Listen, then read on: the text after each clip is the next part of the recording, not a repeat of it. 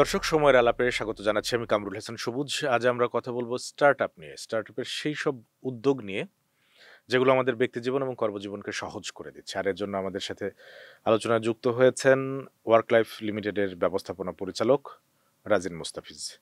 রাজিন ভাই, আপনাকে আমাদের সময়ের আলাপে স্বাগত। থ্যাংক ইউ সবুজ ভাই, very happy to B here. এখন কি ধরনের সমস্যা নিয়ে কাজ করছেন, সমাধানের পথ বের করছেন, এবং কেন মনে হলো এটা আসলে বড় ধরনের সমস্যা? আমাদের মূল ব্যবসাটা হলো গিয়ে আমরা নতুন নতুন উদ্ভাবনিক আইডিয়া নিয়ে গবেষণা করি। আর যে আইডিয়াগুলো আমাদের কাছে মনে হয় প্রমিস আছে কমার্শিয়াল ইম্প্যাক্টের দিক থেকে, ওগুলোর পেছনে আমরা ইনভেস্টমেন্ট করে ওটা একটা আলাদা কোম্পানি হিসেবে স্পিন আউট করে থাকি। আমাদের এখন যে মূল ফোকাসটা ওটা এখন আর্টিফিশিয়াল ইন্টেলিজেন্সের উপরে। আমরা এখন একটা প্রোডাক্টের উপরে কাজ করছি, একটা সফটওয়্যার প্রোডাক্ট যেটার নাম হচ্ছে গিয়ে অ্যাস্টার। আর আমরা এই অ্যাস্টার প্রোডাক্টটা বানাচ্ছি পুরো বিশ্বের জন্য, নট জাস্ট ফর বাংলাদেশ। আর এই প্রোডাক্টটার মেইন সর্ট অফ যে ফাংশনালিটি ওটা হলো গিয়ে যে বিভিন্ন প্রতিষ্ঠানে অনেক ধরনের সফটওয়্যার সিস্টেমস ব্যবহার করা হয় আপনাদের অফিসে, অন্যান্য অফিসে, বিদেশে, বাইরে। কিন্তু অনেক সময় সফটওয়্যার সিস্টেমসে কোনো ত্রুটি দেখা যায়, যেটার কারণে সফটওয়্যার ভেঙে যায়। ওই প্রতিষ্ঠানটার আপনার যে পরিচালনা হয় ওটাও কিছুটা ভেঙে পড়ে যায়। সো আমাদের এই এআইটা যেটা করতে পারবে, এই ত্রুটিটা সে অটোম্যাটিক্যালি নিজে বের করে নিজেই ঠিক করতে পারবে। সো তার মানে হলো গিয়ে কোনো সময় কোনো ধরনের সফটওয়্যার সিস্টেম ভাঙার সম্ভাবনা নেই, কারণ আমাদের এআইটা সব সময় দেখছে একটা নাইট গার্ডের মতো যে কোনো ত্রুটি আছে নাকি, আর থাকলে সাথে সাথে ওটাকে ফিক্স করে দিচ্ছে। মার্কেটে আসবে কতদিনে?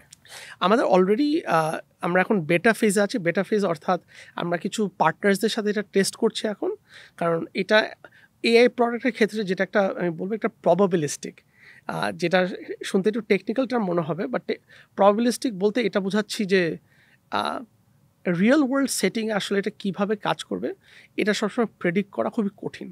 সো আমরা এখন কিছু সিলেক্ট পার্টনার্সদের সাথে এই রিয়েল ওয়ার্ল্ড সেটিংয়ে বোঝার চেষ্টা করছি যে আসলেই আপনার প্রোডাক্টটা কতটা মানে এফেক্টিভ, কার্যকর। ওটার পরে আমরা আশা করছি জানুয়ারি 2026 সালে আমরা লঞ্চ করব।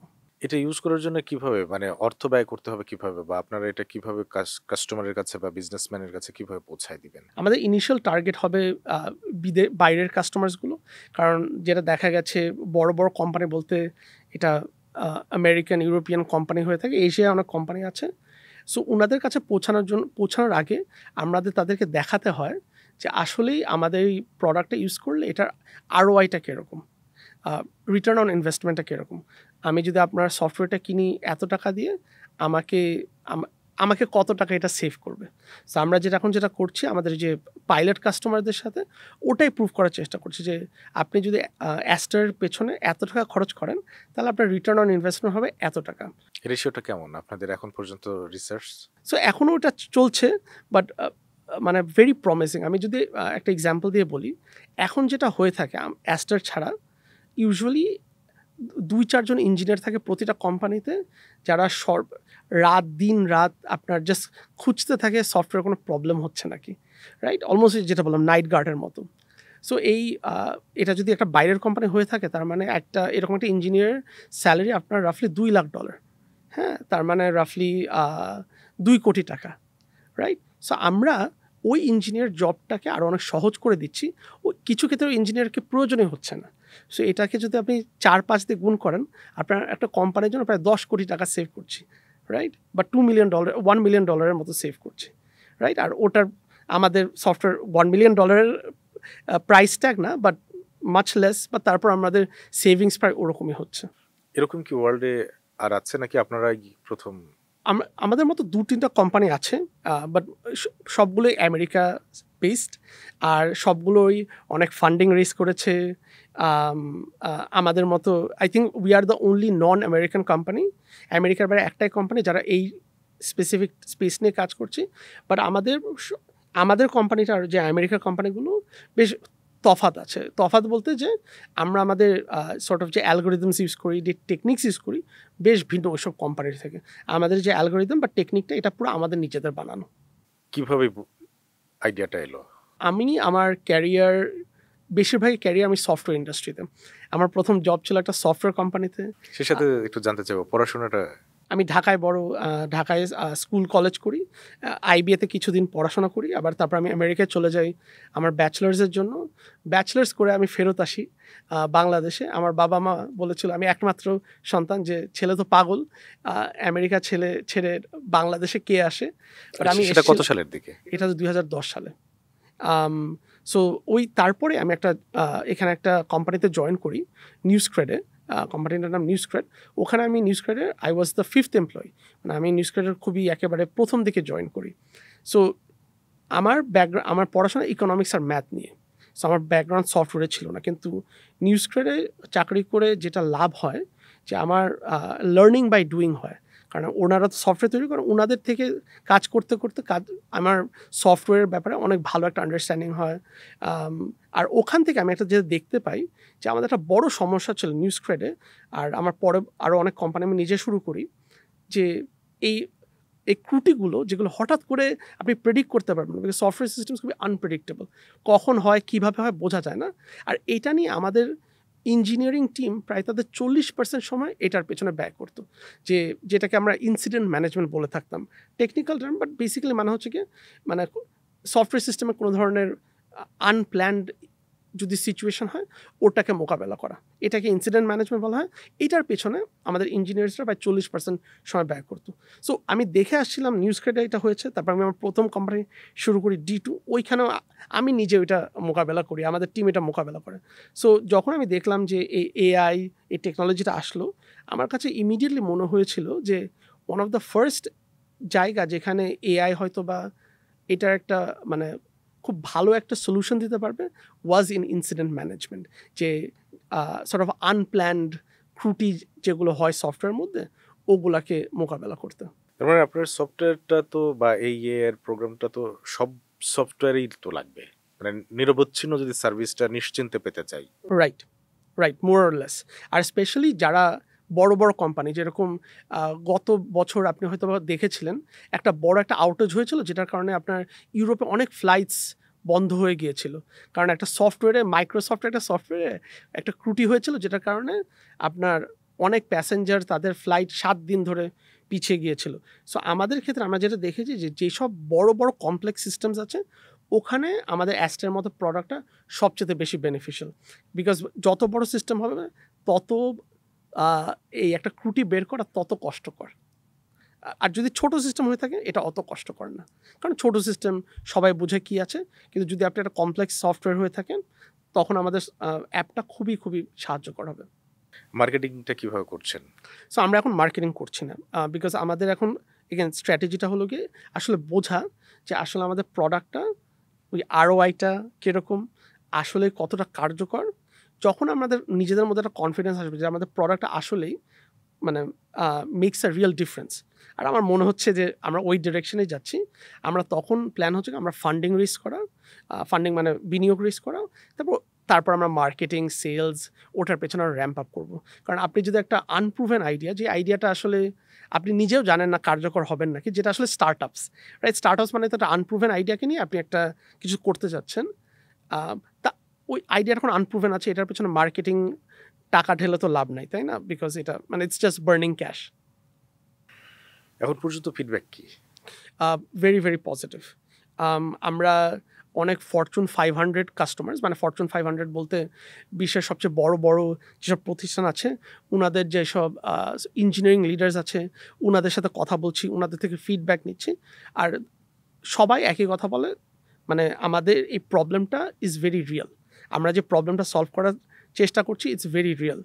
অ্যাট দ্য সেম টাইম আমাদেরকে ফিডব্যাকও দেয় যে আমাদের প্রোডাক্টে এই জিনিসটা লাগবে, ও জিনিসটা লাগবে, আর ওটাই আমরা এখন সর্ট অফ ইনকর্পোরেট করার চেষ্টা করছি, রাইট? কিন্তু এগেন আমাদের সর্ট অফ মডেলটা হলো গিয়ে কো ক্রিয়েশন মডেল, অর্থাৎ যে আমরা এরকম না যে আমরা নিজেরা রুমে বসে আমরা একটা মাথায় আইডিয়া আসলো যে আমরা এটা বানাবো, এভাবে না।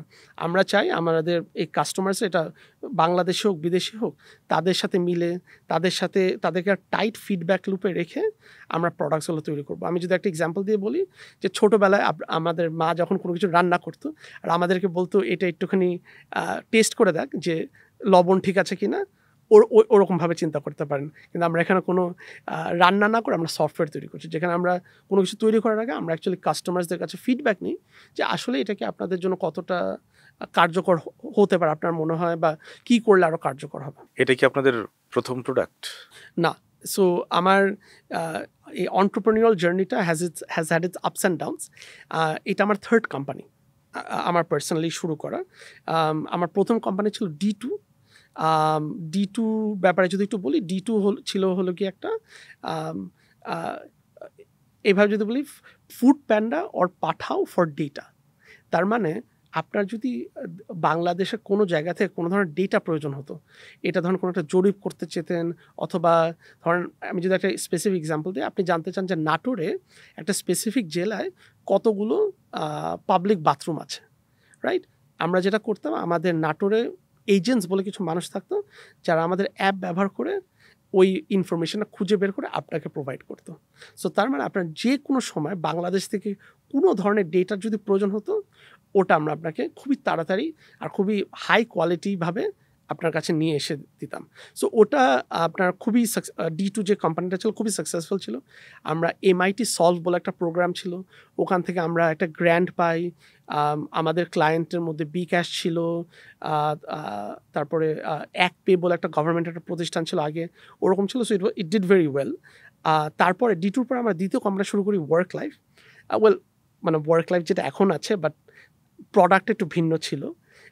ওই প্রোডাক্টটা ওয়াজ, আমি বলবো যে D2-র মতো অত সাকসেসফুল ছিল না। ওটা ছিল একটা রিওয়ার্ডস অ্যান্ড রেকগনিশন প্ল্যাটফর্ম, যেটার মাধ্যমে মানে একটা কোম্পানির মধ্যে আপনার বন্ডিংটাকে আর একটু কীভাবে স্ট্রং করা যায় কলিগসদের মধ্যে, আমরা ওইটা নিয়ে কাজ করেছি। স্পেসিফিক্যালি এটা সফটওয়্যার নিয়ে কাজ করতাম, কিন্তু ওই ওয়ার্ক লাইফের কোম্পানির থ্রুতে আমরা এখন এই অ্যাস্টার নিয়ে এখন কাজ করছি।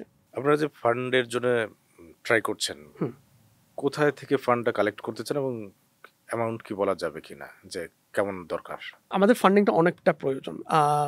তার মূলত কারণ হচ্ছে গিয়ে যেটা বললাম, আমাদের অনেক কম্পিটিটরস আছে, মানে 2-3 জন কম্পিটিটরস আছে, দে আর ভেরি ওয়েল ফান্ডেড। তারা $30-40 মিলিয়ন রেজ করেছে, রাইট? তারা আমেরিকা ভিত্তিক। সো এই হ্যাভিং দ্যাট মানি আপনার মানে কোম্পানির সর্ট অফ সাকসেসের পার্সপেক্টিভ থেকে অনেক অ্যাক্সেলারেট করতে পারে। সো আমরা খুবই শীঘ্রই ফান্ড রেজিং স্টার্ট করছি। আর আমাদের টার্গেট হচ্ছে গিয়ে $3-5 মিলিয়ন রেজ করা। আর আমরা মূলত টার্গেট করছি বাইরের ইনভেস্টারই, স্পেসিফিকলি বলতে আমেরিকার ইনভেস্টার। তার মানে এরকম না যে আমরা বাংলাদেশকে কনসিডার করবো না। আমাদের বাংলাদেশে আমার অনেক পরিচিত ইনভেস্টার্স আছে, ওনাদের সাথেও কথা বলবো, বাট আমরা প্রাইমারি টার্গেট করছি আমেরিকায়। বিকজ আমারও পার্সোনালি আমার আমেরিকায় সবচেয়ে বেশি মানুষ পরিচিত। আপনার কোম্পানিটা রেজিস্টার্ড কোথায়? আমেরিকাতেই তো? জি, আমাদের দুটো অস্তিত্ব আছে। একটা হচ্ছে আমেরিকা একটা কোম্পানি আছে, আবার বাংলাদেশে একটা কোম্পানি আছে। ওই আমেরিকান কোম্পানিটা সেট আপ করার একটা মূল কারণ হচ্ছে কি, যাতে আপনি যদি একটা আমেরিকান কাস্টমারকে ইন্টারন্যাশনাল কাস্টমারকে সফটওয়্যার সেল করতে চান, হ্যাভিং একটা আমেরিকান কোম্পানি প্রসেসটাকে অনেক সহজ করে দেয়, ভার্সেস আপনার বাংলাদেশে ওইটা সেট আপ করে, স্পেশালি পেমেন্টসের পার্সপেক্টিভ থেকে ইটস নট ভেরি ইজি। কারণ আমরা আবার রিকারিং পেমেন্টস নেই। রিকারিং মানে সাবস্ক্রিপশন বেসড, আপনার প্রতি মাসে একটা করে টাকা চার্জ করি, রাইট? আর এটা বাংলাদেশে করাটা খুবই কঠিন বলতে অলমোস্ট ইম্পসিবল। সেটা নিয়ে আপনারা কাজ করছেন না? এই সমস্যাটা সমাধানের জন্য কাজ করছেন না, বা করা দরকার কিনা? অবশ্যই করা দরকার। অ্যান্ড আই থিঙ্ক, কিন্তু এখানে আমি বলবো যে এটা আর কি দায়িত্বটা নট জাস্ট কোনো একটা স্পেসিফিক স্টার্ট আপের। আই থিঙ্ক এখানে সরকার, এখানে বাংলাদেশ ব্যাংকের, আই থিঙ্ক মানে এখানে সবার একটু একত্র একটা ব্যাপার আছে। বাংলাদেশে কিন্তু এখন অনেক পেমেন্টস গেটওয়ে কোম্পানি আছে, আপনি SSL বলেন, অনেক বড় বড় কোম্পানি আছে। আই থিঙ্ক উনারাই এটা করতে করতে পারলে উনারাই করে ফেলতো। বাট আই থিঙ্ক বাংলাদেশে যে সর্ট অফ রেমিটেন্স বলতে না, সরি, এই FDI, তারপরে যে মানি ইনফ্লো আউটফ্লোর যে ব্যাপারটা, it's not very straight forward এখন, রাইট? সো এখানে আমি বলবো যে একটা স্টার্ট আপের কাজ করার আগে আই থিঙ্ক যে রেগুলেটরি ব্যাপারগুলো আছে, আর আই থিঙ্ক এগুলো মূলত বাংলাদেশ ব্যাংকের আওতায় যায়। আই থিঙ্ক ওগুলো অ্যাড্রেস না করা পর্যন্ত আই থিঙ্ক একটা স্টার্ট আপের এখানে আসাটা মানে বলতে গেলে বার্নিং মানির মতো, বিকজ এটা আই থিঙ্ক এখানে সরকারের অনেক বড় একটা ভূমিকা আছে। তাহলে আপনার মানে বাংলাদেশ ব্র্যান্ডিংটা তো পিছিয়ে যাবে। I think that's a very good point. আমি এখানে কিছুটা ভিন্নতা, মানে আমি একটা ডিফারেন্ট ওপিনিয়ন দিব, which is that I think আমার পার্সোনাল ইচ্ছা হচ্ছে গিয়ে আমার এই কোম্পানিটাকে একটা গ্লোবাল টেকনোলজি কোম্পানি হিসাবে দাঁড়া করাতে, কিন্তু বাংলাদেশ থেকে, রাইট? কিন্তু আপনি হয়তো বা বলতে পারেন কিন্তু আপনারা তো আমেরিকায় বেসড, কিন্তু আমাদের পুরো টিম বাংলাদেশে। আর আমার প্ল্যানও হচ্ছে কি আমরা যত ভবিষ্যতে হায়ার করব তার সিংহভাগ হবে বাংলাদেশি। আমরা বাংলাদেশি ছেলেমেয়েদের হায়ার করব, ওদেরকে ট্রেন করবো আর ওদেরকেই ওয়ার্ল্ড ক্লাস করবো। সো আমাদের আমেরিকায় যে সর্ট অফ কোম্পানিটা ইনকর্পোরেট করা, ওইটা ইটস নট বিকজ একটা ভ্যানিটির কারণে, এটা আউট অফ নেসেসিটি। আমাদের আর কোনো উপায় ছিল না, রাইট? সো সেই জন্যই করেছি। কিন্তু আমার মানে ফর দ্য ফোরসিয়েবল ফিউচার প্ল্যান হচ্ছে কি বাংলাদেশে কিছু একটা বড় করা। ইন্ডিয়ায় কিন্তু আপনি যদি তাকান, নট জাস্ট উইপ্রো বা ইনফোসিস, আমাদের মতো অনেক বড় বড় কোম্পানি আছে ঠিক আমাদের মডেলেরই, রাইট? যে তাদের আমেরিকা একটা অস্তিত্ব আছে, কিন্তু তাদের সিংহভাগ টিম ইন্ডিয়ায়, ওখান থেকে তারা বিশ্বব্যাপী ক্লায়েন্টসদের সার্ভিস করছে। আমাদের কিন্তু ওটার এখনো বিন্দু মাত্র ছুঁই নেই, রাইট? সো ওইটাই আমি সর্ট অফ ওইটাকে আমি লক্ষ্য ধরে আগাচ্ছি। আপনার টিমে এখন কতজন আছে এবং তাদের আসলে ব্যাকগ্রাউন্ড মানে কোয়ালিফিকেশনটা? আমি সহ আমরা 5 জন আছি। আমাদের 3 জন ইঞ্জিনিয়ার, 1 জন ডিজাইনার, আমি। তো এই টিমটা এখন যে কাজগুলো করছেন কিভাবে কাজ করছেন? মানে সবাই কি একসাথে অফিসে বসে নাকি যে যার মতো যেখান থেকে স্টার্টআপ আইডিয়া যেভাবে ডেভেলপ করা হয়? সো হ্যাঁ, আমাদের ডিস্ট্রিবিউটেড। আর আমরা কোভিডের সময় আমরা সবাই বাসায় চলে যাই। আর আমরা বাসার থেকে তারপর আর বেরি হইনি। বাট আমরা এখনও সবাই বাসা থেকে কাজ করি। আর আমরা এখানে দেখি যে সফটওয়্যারের ক্ষেত্রে এটা আসলে অতটা ইম্প্যাক্ট ফেলে না আপনার কাজের প্রতি, বিকজ আপনি যতক্ষণ না কাজটা কমপ্লিট করছেন, that's all that matters. It doesn't matter আপনি বাসার থেকে করছেন নাকি অফিস থেকে করছেন না কফি শপ থেকে করছেন। সো আমরা মূলত বাসার থেকে কাজ করি, বাট ওকেশনালি আমরা সবাই মিলে একটা কোওয়ার্কিং স্পেসেও একসাথে কাজ করি, maybe once every 3 months, but মূলত আমরা বাসার থেকে কাজ করে থাকি। আপনাদের এই আইডিয়া ডেভেলপ করার জন্য এআই এজেন্ট কিভাবে সহযোগিতা করছে? আমাদের আইডিয়াটা এআই ছাড়া সম্ভব হতো না। আই থিঙ্ক আমি যদি একটা উদাহরণ দিয়ে থাকি, আপনি আগে যখন গুগল ইউজ করতেন কোনো কিছু গবেষণা করার জন্য বা কিছু খুঁজে পাওয়ার জন্য, আপনাকে হয়তো বা অনেক লিঙ্কসে যেতে হতো, সার্চ করতে হতো, তারপর হয়তো বা আপনি যেটা খুঁজছেন ওটা পেতেন না। আপনি যদি এখন ওটা কন্ট্রাস্ট করেন চ্যাট জিপিটির সাথে, আপনি কোনো প্রশ্ন জিজ্ঞাসা করলে মানে অলমোস্ট 90% অফ দ্য টাইম আপনি যে উত্তরটা খুঁজছেন ওটাই পেয়ে যান। আমাদের ক্ষেত্রে ওইটাই একই সর্ট অফ লজিক আমি বলতে পারি, উইচ ইজ যে আমাদের এগেন সিস্টেমটা যেটা কী করে, অটোমেটিক্যালি আপনার সফটওয়্যার কোনো ত্রুটি থাকলে ওটা খুঁজে বের করে নিজে নিজে ফিক্স করে ফেলে, রাইট? এটা এআই এর আগে মানে আপনার ওই একইভাবে চ্যাট জিপিটি যেরকম আপনাকে অটোমেটিক উত্তরটা দিয়ে দিচ্ছে, আমাদের সফটওয়্যারটা অটোমেটিক্যালি ত্রুটিটা বের করে দিচ্ছে। সো এটা 2 বছর আগেও এটাকেও সে তো নিজে রিপেয়ারও করে দিবে। 2 বছর আগে যেমন ভাবা যেত না, 2 বছর পরে এআই ছাড়া কাজকর্ম ভাবা সম্ভব কিনা? আমার মনে হয় না। আমার মনে হয় যে আমরা এখন যেভাবে কাজ করি, এটা নট জাস্ট সফটওয়্যার সেক্টরে, টেকনোলজি সেক্টরে, এটা মিডিয়া বলেন, এডুকেশন বলেন, হেলথ কেয়ারে বলেন। আমার মনে হয় এআই এর যে সর্ট অফ স্প্রেডটা হবে ওটা খুবই ড্রামাটিকলি হবে আর খুবই মানে ট্রান্সফরমেটিভ হবে। আমি একটা উদাহরণ দিয়ে যদি বলি, যে ধরেন এখন আমাদের ঢাকার বাইরে বা গ্রামগঞ্জে মফস্বলে যখন কারো কোনো স্বাস্থ্যসেবা প্রয়োজন হয়, তারা ইউজুয়ালি এখন কী করে, তারা ঢাকায় আসে বা কোনো শহরে যায়, ইউজুয়ালি ঢাকায় আসে, রাইট? ঢাকায় এসে ওই স্বাস্থ্যসেবাটা ওইটা আর কি নেওয়ার চেষ্টা করে। আর স্বাস্থ্যসেবার মানও আমি বলবো না যে সবচেয়ে উন্নত আমাদের দেশে, ইভেন ঢাকায়।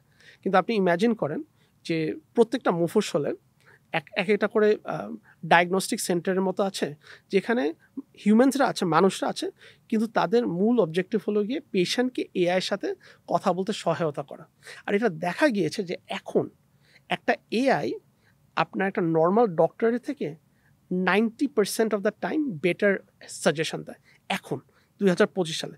আপনি 2 বছর পর চিন্তা করে দেখেন, এটা 90% নিশ্চয়ই 100%-এ চলে যাবে। সো আমি যে এক্সাম্পলটা বলছিলাম, সো আপনি যদি গ্রামগঞ্জে বা মফস্বলে থাকেন, আপনার ঢাকায় তখন আসতে হচ্ছে না। আপনারা যদি কোনো একটা জাস্ট কিছু দেখাতে চান, যে আপনার হয়তো বা হাতে একটা র্যাশ হয়েছে, আপনি যাবেন একটা ডায়াগনস্টিক সেন্টারে, আপনি স্ক্যান করবেন আর এআই বলে দিতে পারবে যে আপনার র্যাশটা কি, কতটা সিরিয়াস, কোন ওষুধ খাবেন, কি খাবেন। সো চিন্তা করেন দেখেন স্বাস্থ্যসেবার পার্সপেক্টিভে কতটা মাইল ফলকের মতো একটা আসবে, যে আপনার ঢাকায় আসতে হচ্ছে না, আপনি আপনার ওই যেখানে থাকেন ওখানেই বসে করতে পারছেন। আর এই জিনিসটা আপনার প্রতিটা সেক্টরে খুবই বড় আকারে আমার মনে হয় ফলটা নিবে। আর আই থিঙ্ক বাংলাদেশের আনফর্চুনেটলি বলবো যে এখন একটু পিছিয়ে আছে। আই থিঙ্ক আমরা এখনও পুরোপুরি করতে পারিনি যে আসলে এটা কত বড় একটা চেঞ্জ আসছে। আই থিঙ্ক আমরা এখনও বলবো না পুরোপুরি late, but I think we are very late. আপনি যদি ইন্ডিয়ায় দেখেন বা আমাদের সাউথ ইস্ট মালয়েশিয়ায় দেখেন, ওই তুলনামূলকভাবে আমরা বেশ পিছিয়ে।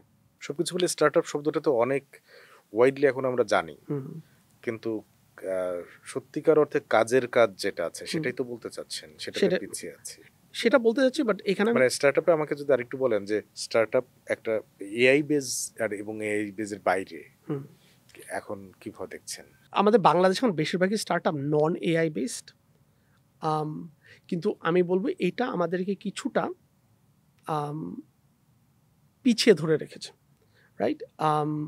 বিকজ আই থিঙ্ক এখন আমাদের বেশিরভাগ স্টার্টআপসেরই এআই নিয়ে কাজ করা উচিত, সবার না, বিকজ অনেক কোম্পানিজ আছে যাদের আসলে এআই প্রয়োজন নেই, রাইট? আপনি বিকাশের যদি কথা বলি, বিকাশ ইভেন তো এখন অনেক বড় কোম্পানি হয়েছে, ওনাদের আসলে ওনারা যে সার্ভিসটা দিয়ে থাকে ওটাতে মানে এআই ইনকর্পোরেট করা যায়, বা অতটা ইম্পর্টেন্ট না। বাট আপনি যদি এখন একটা ইউনিভার্সিটি পাশ করা ছেলে বা মেয়ে হন, আর আপনি একটা নতুন একটা স্টার্ট আপ খোলার প্ল্যান করছেন, আমি ওনার জায়গায় হলে আমি অবশ্যই বলতাম এআই নিয়ে কাজ করতে। বিকজ আমাদের দেশে না, পুরো বিশ্বব্যাপী অনেক অনেক কোম্পানি শুরু হবে যারা যারা they will be the next Google, they will be the next Microsoft, they will be the next Facebook, the next Meta. বাংলাদেশে সেই জন্যই বলি, বাংলাদেশের মেবি ওখানে একটা পসিবিলিটি আছে যে আমাদের দেশ থেকে ওরকম কিছুটা বের হয়ে আসতে পারে। কিন্তু সেটার জন্য তো মেধা, উদ্যম, আইডিয়া, এক্সপ্লোরেশন সবকিছু দরকার। আই থিঙ্ক মেধা, উদ্যম আমাদের সব কিছুই আছে। আপনি যদি এখন ইউনিভার্সিটির কোনো ছেলে মেয়েদের সাথে কাজ করেন, কথা বলেন, আমার কাছে মনে হয় দে আর ভেরি ইনথুজিয়াস্টিক, আর স্পেশালি অ্যাবাউট এআই তারা খুবই এক্সাইটেড, তারা অনেক কাজ করতে চায়। কিন্তু আপনি যদি একটা মধ্যবিত্ত ঘরের ছেলে হন, আপনার জন্য একটা স্টার্ট আপ একটা শুরু করা, ইটস আ ভেরি, অন্য দেশে চেয়ে আমাদের খুবই ফাইন্যান্সিয়ালি রিস্কি একটা ব্যাপার একটা মধ্যবিত্ত ছেলে বা মেয়ের জন্য। এখানে আমি বলছিলাম যে সরকারের একটা বড় একটা রোল, একটা ভূমিকা আছে, যে আমাদের সবচেয়ে যে মেরিটোরিয়াস স্টুডেন্টরা আছে যারা এআই নিয়ে কাজ করতে চায়, তাদের জন্য পথটা কিছুটা হলেও সহজ কিভাবে করে দেওয়া যায়। এটা আপনার এরকম হতে পারে যে একটা এআই স্টার্ট আপ করতে আপনাকে একটা জিনিস আছে, কম্পিউট কিনতে হয়। কম্পিউট মানে সার্ভার্স, হ্যাঁ, সার্ভারের ব্যাপার স্যাপার আছে, কিন্তু সার্ভারের জন্য আপনার ইউজুয়ালি আপনার অ্যামাজনের জিনিস কিনতে হয় বা গুগলের, ওইটার জন্য আপনার ইন্টারন্যাশনাল ক্রেডিট কার্ড লাগে। আপনি যদি একটা ইউনিভার্সিটি পাস ছেলে বা মেয়ে হন, আপনার কাছে ইন্টারন্যাশনাল ক্রেডিট কার্ড থাকবে না, ওটা আপনি কীভাবে খুঁজে পাবেন? সো এরকম কিছু বেসিক জিনিস আছে যেটা আমরা আই থিঙ্ক মানে সরকার চাইলেই জিনিসটাকে অনেক সহজ করে দিতে পারে। ইউনিভার্সিটিগুলোর সাথে কাজ করে, যে এক্সিস্টিং ফাউন্ডার্সরা আছে, অন্টারপ্রেনিয়ার্সরা আছে, তাদের সাথে কাজ করে ব্যাপারগুলো খুবই সহজ করে দিতে পারে। বাট আই থিঙ্ক আমাদের এখনও আমরা জিনিসটাকে অত সিরিয়াসলি দেখি না। রাজিন ভাই, আমি যদি একটু ফান্ডিং নিয়ে কথা বলি, Yeah. সহজ অর্থায়নের অভাবে আসলে কত পার্সেন্ট স্টার্ট আপ স্টপ হয়ে যায়? আমি বলবো যে আমাদের বাংলাদেশের এখন বিগেস্ট অবস্টেকল স্টার্ট আপসের ক্ষেত্রে হচ্ছে অর্থায়নের ব্যাপারটা। আমরা মানে আমরা অনেক চেষ্টা করেছি, আমরা বলতে মানে আমাদের স্টার্ট আপ যারা কমিউনিটি আছে, যে বাইরে থেকে অর্থায়ন জোগাড় করতে আই থিঙ্ক কিছুটা সফল হয়েছি, বাট অতটাও না।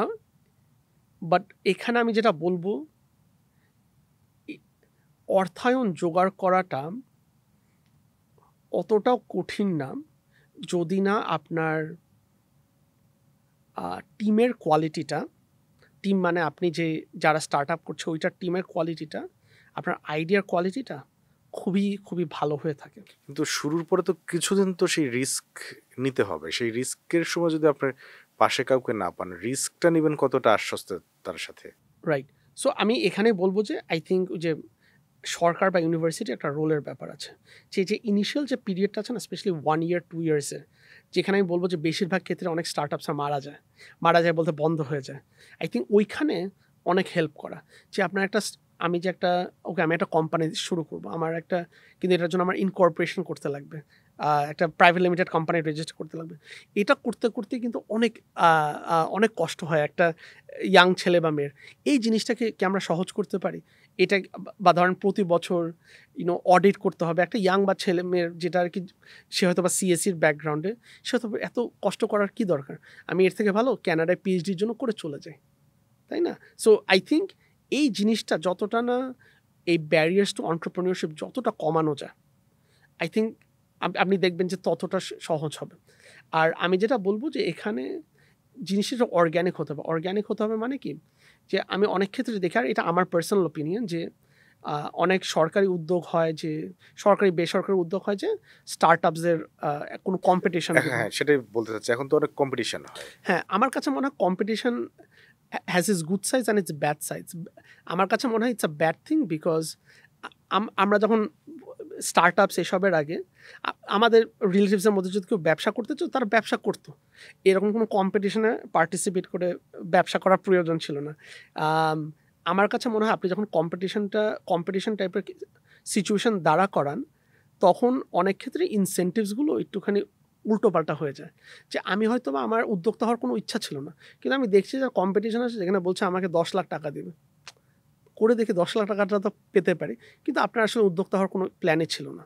সো সেইজন্যই বলি যে মানে আই থিংক মানে আপনি একটা আ আ মার্কেটস এর উপরে ছেড়ে দেওয়া উচিত। যে বিজনেস যখন আপনি করবেন, এটা তো বিজনেস ইজ নট লাইক একজন জাজ এসে বলবে এই আইডিয়া ভালো, এই আইডিয়া খারাপ। বিজনেস বলবে, বিজনেসকে আপনার মার্কেটস বলবে এই আইডিয়াটা ভালো নাকি এই আইডিয়াটা খারাপ। তাই না? সো আমার কাছে মনে হয় সরকার বা বেসরকারি না, সরকারি অর্থায়নটা আপনার এই ডাইরেক্টলি কম্পিটিশন এসবে না করে, it would be much better যদি আপনার আমাদের রেগুলেটরি সিস্টেমটাকে আরেকটু সহজ যদি করতে পারে আমাদের এন্টারপ্রেনিউরসের জন্য। এটা আপনার কোম্পানির রেজিস্ট্রেশন হোক, এটা ট্যাক্স হলিডেজ হোক, এটা মানে just relaxing some of the regulations. এই যে কম্পিটিশন যে কম্পিটিশন গুলো হয়, সেই কম্পিটিশন থেকে মানে আমরা কি ভালো প্রোডাক্ট পেয়েছি কিনা, এরকম কি আপনার পর্যবেক্ষণ আছে যে এইসব কম্পিটিশন আসলে সাকসেস, আলটিমেট সাকসেস যেটা, সেটা কেমন? আমি শিওর অনেক আছে।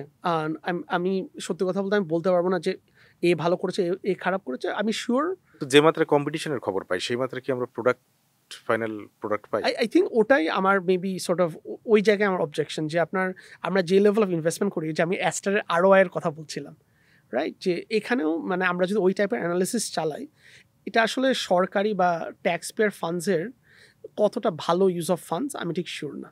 আমার কাছে মনে হয় আমরা যদি ফান্ডস ডিপ্লয় করি, it would be much better আমাদের রেগুলেটরি সিস্টেমটাকে আরেকটু বেটার করা। রাজন ভাই, আরেকটি কথা আমরা মাঝে মাঝে শুনি আপনাদের কাছে, যারা স্টার্ট আপ নিয়ে কাজ করছেন, যে তাদের আইডিয়া আসলে বোঝার মতো, যাচাই বাছাই করার মতো আরেক দল যারা যাচাই বাছাই করবেন, তারা আসলে কতটা ক্যাপাবল? রাইট, আমি এই কারণে বলছিলাম যে আই থিঙ্ক কম্পিটিশনের ক্ষেত্রে ইটস ভেরি ট্রিকি। যে বিকজ কম্পিটিশন আপনার একদিকে তো বললাম যারা উদ্যোক্তারা তারা, বাট অন্যদিকে হচ্ছে গিয়ে যারা ইভ্যালুয়েট করবেন যে আসলেই ওই উদ্যোগটা বা ওই ব্যবসাটা কত ভালো। এখানে আপনার দুইটাকে খুবই রোবাস্ট করতে হবে। যদি ইভ্যালুয়েটার্স যারা জাজ করবে, উনারা যদি আসলে না বুঝেন, উনারা যদি নিজেরা উদ্যোক্তা না হয়ে থাকে, I think it's very very hard. আমি তার মানে এটা বলছি না যে আপনাকে একটা উদ্যোগ ইভ্যালুয়েট করার জন্য আপনার উদ্যোক্তা হতে হবে, মোটেও না। আপনি একটা ব্যাংকার হলেও পারবেন, অ্যাকাউন্ট্যান্ট হলেও পারবেন। It's not science, it's art, right? একটা একটা আর্টিস্টের মতো যে চিন্তা করতে হয়, আই থিঙ্ক ওইটা আমরা কিছুটা হয়তো বা বুঝি না, রাইট? বিকজ আপনাকে একটা মানে ইউজুয়ালি কম্পিটিশনসগুলোতে কী হয়, আপনাকে ডেকে আপনাকে বলে 5 মিনিট আপনার আইডিয়াটা পিচ করে আপনি চলে যান। কিন্তু আপনি চিন্তা করে দেখেন, এখানে যদি একটা ছেলে বা মেয়ে যার আইডিয়াটা অনেক ভালো, যার অনেক মেধা আছে, কিন্তু সে খুবই খারাপ একজন প্রেজেন্টার, সে কথা বলতে নার্ভাস ফিল করে, বা অথবা সেই দিনটায় তার কথা বলাটা অত ভালো হবে না, সে পেল না। কিন্তু এটা তো I wouldn't call that meritorious system, তাই না? মেরিটোরিয়াস সিস্টেম ইজ যেখানে আপনি উদ্যোগটাকে ভালোভাবে পর্যবেক্ষণ করছেন, ভালোভাবে বোঝার চেষ্টা করছেন যে আসলে এই ব্যবসাটা কত ভালো বা খারাপ, ওটার ভিত্তিতে আপনি মানে ডিসিশন নেবেন, নট যে আপনি 5-10 মিনিটে কথা বলে যেটা বুঝতে পারলেন। সে প্রবলেমটা তো এখন পর্যন্ত আছে, এবং কতদিনে কাটবে সেটাও একটা অনিশ্চয়তারও বিষয় আছে। এই জায়গা থেকে যদি আমি আবার আপনার প্রোডাক্ট প্রসঙ্গে আসি, বাংলাদেশে কি কোথাও আপনার প্রোডাক্ট চলছে বা মানে পরীক্ষা চলছে? আপাতত না।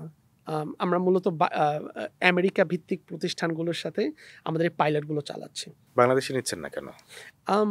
আই থিঙ্ক একটা মেইন কারণ হচ্ছে কি, যেটা আমাদের একটা ক্রাইটেরিয়া হলো কি যে আপনার প্রতিষ্ঠানে অলরেডি একটা লার্জ সফটওয়্যার একটা সিস্টেম আপনি ইউজ করছেন খুব ইন্টেন্স লেভেলে। সেরকম কি বাংলাদেশে নাই? আছে, বাট অনেক কম। আমি যদি এইভাবে বলি যে আপনি আম আ আমরা যে ধরনের কাস্টমারসদের ইভেনচুয়ালি টার্গেট করব, ওনারা বেশিরভাগ হচ্ছে গিয়ে দেশের বাইরে বা স্পেসিফিক্যালি আমেরিকায়। সো আমাদের জন্য ইট মেক্স মোর সেন্স যে আমরা আসলেই যে ধরনের কাস্টমারদের টার্গেট করব ওনাদেরকে দিয়ে আগে শুরু করি। আই থিঙ্ক বাংলাদেশে অনেক মানে আমাদের টার্গেট কাস্টমার আছে, বাট আমার কাছে মানে আমাদের ওই মাসেলটাও বিল্ড করতে হবে যে আমরা একটা আমেরিকার একটা প্রতিষ্ঠানে বাংলাদেশে বসে যে বেচতে পারছি না কিনা। রাইট, বাংলাদেশে বসা বেচাটা তো রিলেটিভলি সহজ, কিন্তু আপনি যদি বাংলাদেশে আমেরিকার কাছে না বেচতে পারেন তাহলে তো আমরা ব্যবসাটাই চলবে না। তো সেই জায়গা থেকে বাংলাদেশে আপনারা কতদিনে নিয়ে আসবেন একটা? আর দ্বিতীয় যে ব্যাপারটা জানতে চাচ্ছি আপনাদের কাছে, খুব সহজভাবে জানতে চাই যে এইটার যে বিপণন কৌশল এখন পর্যন্ত আপনাদের যে ভাবনাটা আছে, সেই ভাবনাটা কি একদম কাস্টমার পর্যন্ত নাকি ব্যবসায়িক পর্যন্তই আপনারা সীমাবদ্ধ থাকবেন? আমি যদি প্রথম প্রশ্নটা উত্তর দিই যে আমরা বাংলাদেশে কবে নিয়ে আসবো, আই থিঙ্ক মানে আমরা এখানে মানে কোনো কিছু জোর করে করব না। We will see what makes sense for the business. আর আই থিঙ্ক আমাদের এই অ্যাস্টারের জন্য মেইন গোল হচ্ছে গিয়ে আমাদের একটা গ্লোবাল টেকনোলজি কোম্পানি তৈরি করা। এটা শুনতে হয়তোবা কিছুটা লাগতে পারে যে আমরা আসলেই খুব উচ্চাকাঙ্ক্ষার মতো মনে হয়, উচ্চাকাঙ্ক্ষার কিন্তু মতো মনে বাস্তবতা হয়। তো হ্যাঁ, কিন্তু আমরা এটাই চাচ্ছি, রাইট? আর এটার পেছনেই আমি আমার টিম দৃঢ়ভাবে কাজ করে যাচ্ছি। আর আই থিঙ্ক আমরা কাস্টমার পর্যন্ত না, আমরা চাই এটা একটা বড় একটা ব্যবসা হোক যেখানে বাংলাদেশি তরুণদের জাস্ট বাংলাদেশিদের আমরা একটা ওয়ার্ক প্লেস তৈরি করে দিতে পারি। স্পেশালি আমাদের দেশে প্রতি বছর হাজার লাখ প্রবলি ইঞ্জিনিয়ার তৈরি হচ্ছে যারা বেসিক্যালি আপনার এখনও চাকরির জন্য খুঁজে। আমি যদি এখন একটা আমাদের কোম্পানির জন্য আমি ইন্টার্নশিপের জন্য তো যেটা জব পোস্ট দেয় আমাদের 1000টা অ্যাপ্লিকেশনস পড়ে, right? Which is a crazy number, right? So আমাদের চেষ্টা এরকমই যে একটা গ্লোবাল টেকনোলজি কোম্পানি তৈরি করা বাংলাদেশ থেকে, যেটা বাংলাদেশিদের একটা ওয়ার্ক প্লেস দিবে। আর অ্যান্ড ইটস নট জাস্ট যে সে ওয়ার্ক প্লেস যেখানে আসলেই তারা they can make a good living and they can contribute to the company, but also মানে আমাদের পুরো দেশের প্রতি কন্ট্রিবিউট করতে পারবে। কিন্তু সেটা তো শুধুমাত্র আপনার কোম্পানি একা হলে হবে না, পুরো দেশের যে সিস্টেম সেই সিস্টেমটাই তো সেরকম অ্যাডাপ্টিভ হতে হবে। কিন্তু একজনকে তো শুরু করতে হবে, তাই না? আপনার ভারতে ইনফোসিস ছিল, আমেরিকায় আপনার মানে গুগলের আগে অনেক ছিল, বাট গুগলের পরে অনেক এরকম কোম্পানি এসছে। বাট আমাদের দেশে এখনও আই থিঙ্ক অনেক ভালো কোম্পানি আছে, বাট মূলত লোকাল মার্কেটকে সার্ভ করে থাকে। আপনার বিক্যাশ, পাঠাও, ইনক্রেডিবল কোম্পানিজ, বা তারা লোকাল মার্কেটকে সার্ভ করে থাকে। আই থিঙ্ক আমাদের এখনও কোনো সফটওয়্যার প্রোডাক্ট ভিত্তিক প্রতিষ্ঠান নেই যারা গ্লোবাল মার্কেটের কাছে সেল করে থাকে। সো প্রোডাক্ট ভিত্তিক বলতে যারা আমাদের অনেক সার্ভিস ভিত্তিক প্রতিষ্ঠান আছে। আমাদের তো সেবার ভেতর মোটামুটি ভাবে সফটওয়্যার এক্সপোর্ট তো ভালো একটা ফিগার হ্যাঁ, বাট ওগুলো services, as far as I know ওইগুলো সার্ভিসেস বলতে বিদেশে কোনো ক্লায়েন্টের একটা সফটওয়্যার লাগবে, ওটা আমরা বানিয়ে দিই, রাইট? কিন্তু আমরা এখানে যেটা করছি, আমরা একটা প্রোডাক্ট বানাচ্ছি যেটা অনেক কাস্টমারদের কাছে চলে যাবে।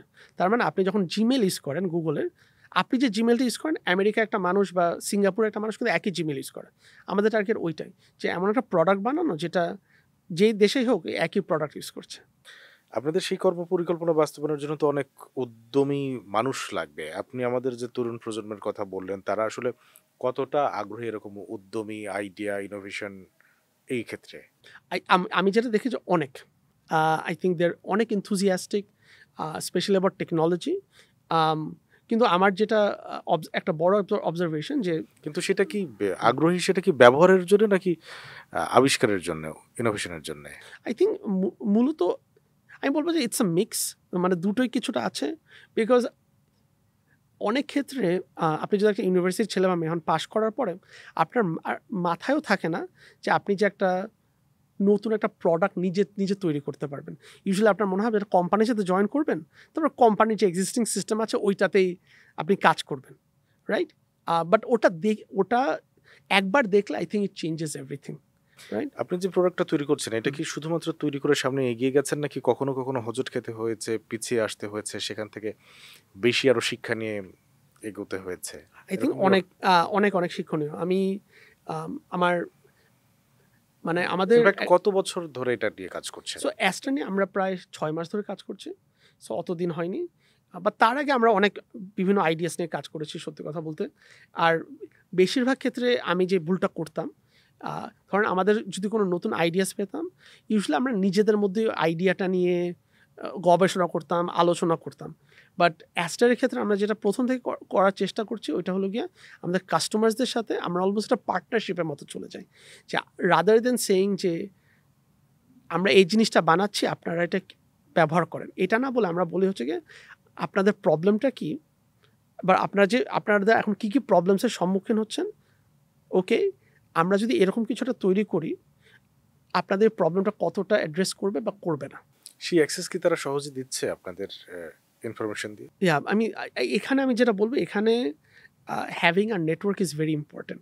আর এখানে নেটওয়ার্ক বলতে যে আপনি মানুষকে কতটা কতজনকে চিনেন, কনভিন্স করতে পারেন, অ্যান্ড কতজনকে চিনেন।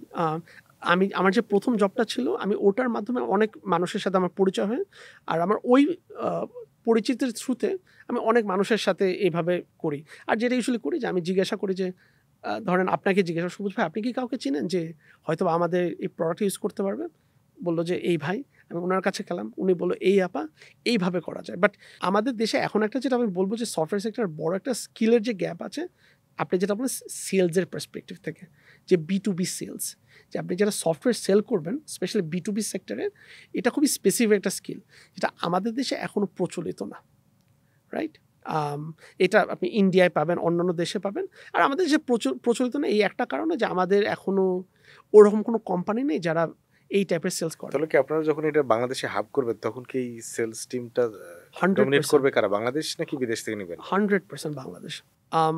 এখানে আমাদের এখানে লাইক মানে আপনি যদি এখন এইভাবে চিন্তা করে দেখেন, আপনি যদি আমেরিকায় একটা সেলস মানুষকে হায়ার করেন, আপনার কতগুলো কোম্পানির সাথে কম্পিট করতে হবে, রাইট? আপনি যদি একটা আমেরিকার সেলস পারসন হোক, আপনার অপশনস থাকবে, মেবি আপনি গুগলে যে কাজ করতে পারেন, আপনি মেটায় যে কাজ করতে পারেন, এক্সেট্রা। আমাদের কিন্তু বিজনেস হিসাবে আমাদের একটা কম্পিটিটিভ অ্যাডভান্টেজ থাকবে যে আপনি যদি একটা ধরেন মেধাবী কোনো একটা ছেলে বা মেয়েকে নিয়ে, যে খুবই ইগার টু লার্ন, শিখতে অনেক আগ্রহী, ওকে আমি পলিশ করে আমি একই ট্রেনিং দিই, they can do it, right? But অনেক ক্ষেত্রে যেটা দেখা যায় যে আমাদের ওই পেশেন্সটা থাকে না যে একটা র ট্যালেন্টকে পলিশ করে কিছু মানে ডায়মন্ডে কনভার্ট করা, রাইট? আই থিঙ্ক এইটাও আমাদের মেবি, এটা আমি বলবো সামাজিক নাকি না, বাট আমাদের ওই ধৈর্যটা খুব কম। কারণ অনেক সময় দেখি আমরা বলি যে আমাদের ছেলেমেয়েদের স্কিলস নেই, ট্যালেন্ট নেই। আই থিঙ্ক মোটেও না। আই থিঙ্ক যেটা কিছুটা আছে যে ইউনিভার্সিটিতে যেসব শিক্ষা পায় মানুষ, ওটার সাথে প্রফেশনাল ওয়ার্ল্ডে একটা গ্যাপ আছে। কিন্তু ওই গ্যাপটা, আরেকটা জিনিস তো ভাই খুব বড় একটা ব্যাপার, যে এআই কে তো সঠিকভাবে নির্দেশনা দিতে হবে, না হলে তো রেজাল্ট তো আসবে না। এটার জন্য তো দক্ষ মানুষ দরকার, রাইট? এই জায়গাটা থেকে কোনো ঘাটতি রেখে আমরা আগাচ্ছি?